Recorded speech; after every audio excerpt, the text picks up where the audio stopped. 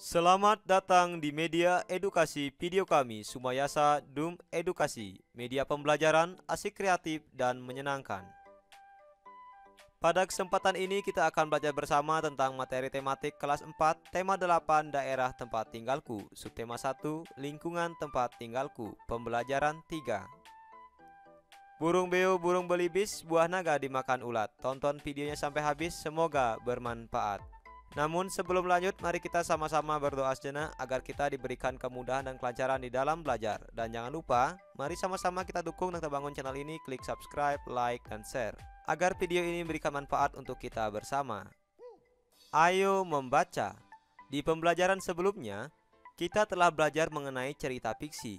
Salah satu cerita fiksi yaitu legenda. Legenda adalah cerita fiksi yang mengisahkan asal mula suatu tempat. Nah, berikut ini adalah contoh cerita fiksi asal mula Bukit Catu. Di pedalaman Pulau Bali, terdapat sebuah desa yang subur. Di sana, tinggal sepasang suami istri. Mereka bekerja sebagai petani. Menjelang musim panen, si suami berkata kepada istrinya, "Jika nanti hasil panen kita melimpah, buatlah tumpeng nasi yang besar. Kemudian, undanglah tetangga untuk makan bersama." Istrinya pun setuju. Kedua suami istri itu pun berharap panen mereka berlimpah. Tak lama kemudian, harapan mereka terkabul. Si istri menyiapkan tumpeng nasi dan mengundang seluruh penduduk desa untuk makan bersama. Menjelang musim panen berikutnya, si suami berkata lagi kepada istrinya, "Semoga panen kita lebih banyak lagi, kalau bisa 3 kali lipat dari sebelumnya. Jika harapanku terkabul, buatkanlah 3 tumpeng nasi yang lebih besar dari sebelumnya." Kemudian si istri membuat 3 tumpeng dan mengundang seluruh penduduk desa untuk berpesta kembali. Beberapa hari kemudian, si suami pergi ke sawah. Dalam perjalanan, ia melihat seonggok tanah yang berbentuk seperti catu. Catu adalah alat penakar nasi yang terbuat dari tempurung kelapa. Aneh sekali. Sepertinya kemarin gundukan tanah ini tidak ada, gumam si suami. Setelah pulang dari ladang, ia bercerita kepada istrinya. Kemudian, ia mengajukan usul kepada istrinya. "Istriku, bagaimana kalau kita membuat beberapa catu nasi? Siapa tahu kalau kita membuatnya, hasil panen kita akan semakin melimpah." Sejak saat itu, si istri rajin membuat catu nasi.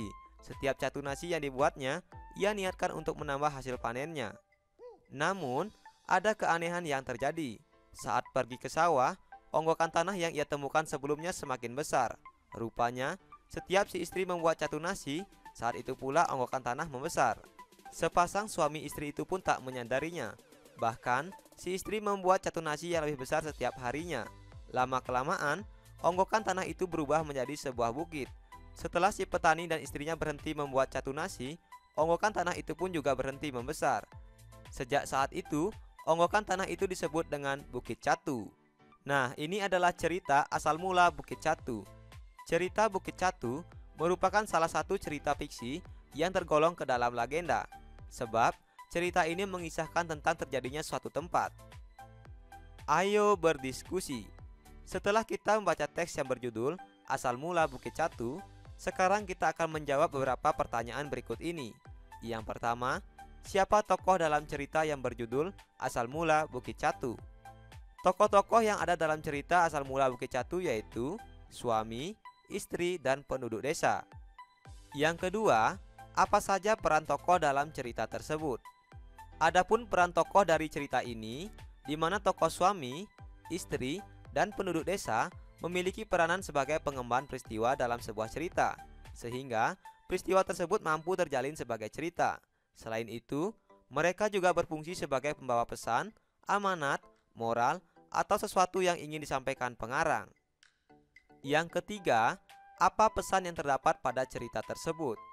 Dari cerita yang sudah kita baca, adapun amanat dari cerita tersebut yaitu kita harus selalu bersyukur atas segala sesuatu yang telah diberikan oleh Tuhan. Kita tidak boleh sombong dan memaksakan kehendak untuk mengikuti keinginan yang tidak dapat kita penuhi.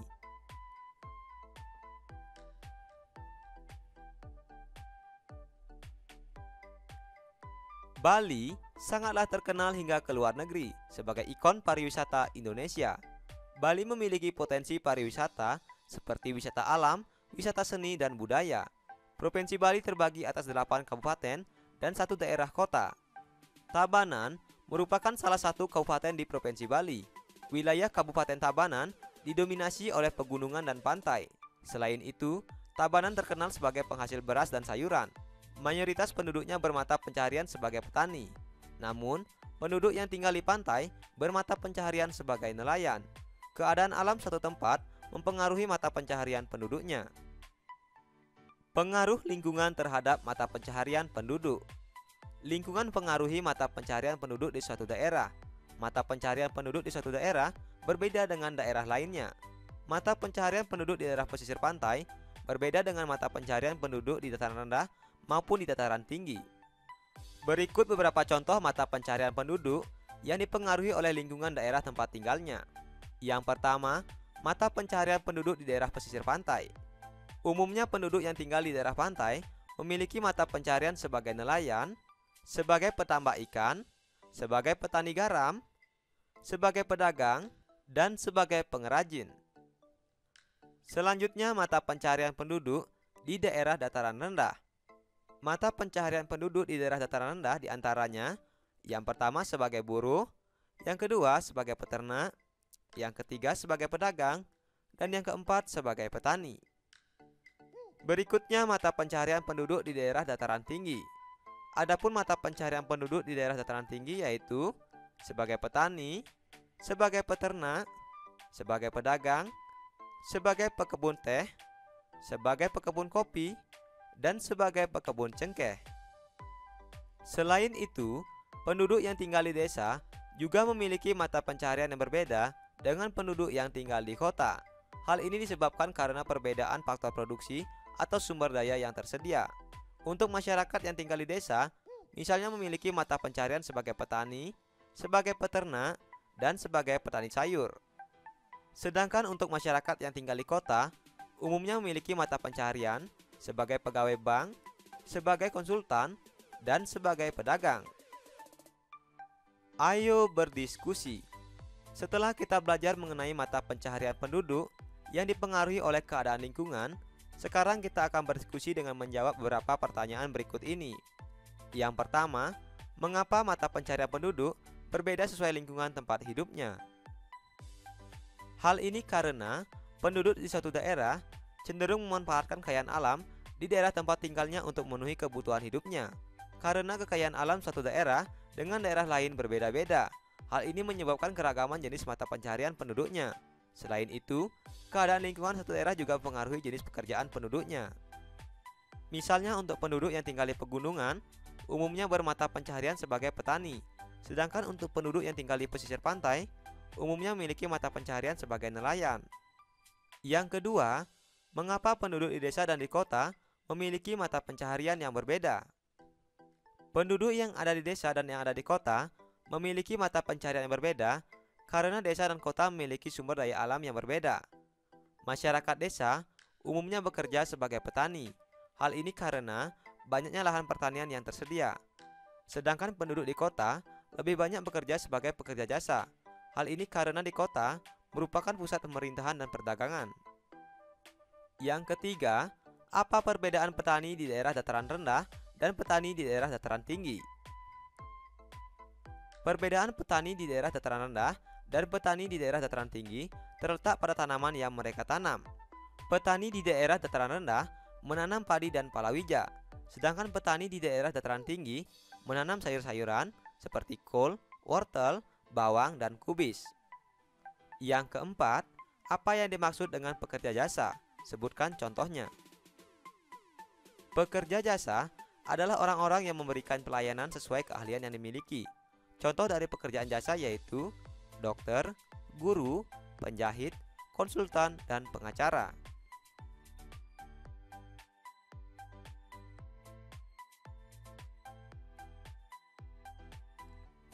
Karakteristik individu di dalam keluarga.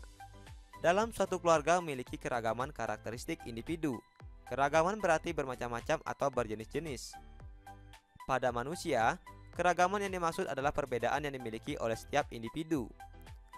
Perbedaan pada individu itu ada karena setiap manusia memiliki ciri khas tersendiri. Dengan demikian, keragaman karakteristik individu berarti perbedaan ciri-ciri khusus pada setiap manusia. Keragaman karakteristik individu dapat berupa keragaman fisik. Keragaman fisik dapat meliputi warna kulit, jenis rambut, tinggi dan rendah badan, serta berat badan. Selain keragaman fisik, juga terdapat keragaman kegemaran dan keragaman sifat. Dari gambar keluarga ini, dapatkah kalian mencari keragaman pada gambar di atas? Apa keragaman yang terdapat pada gambar tersebut?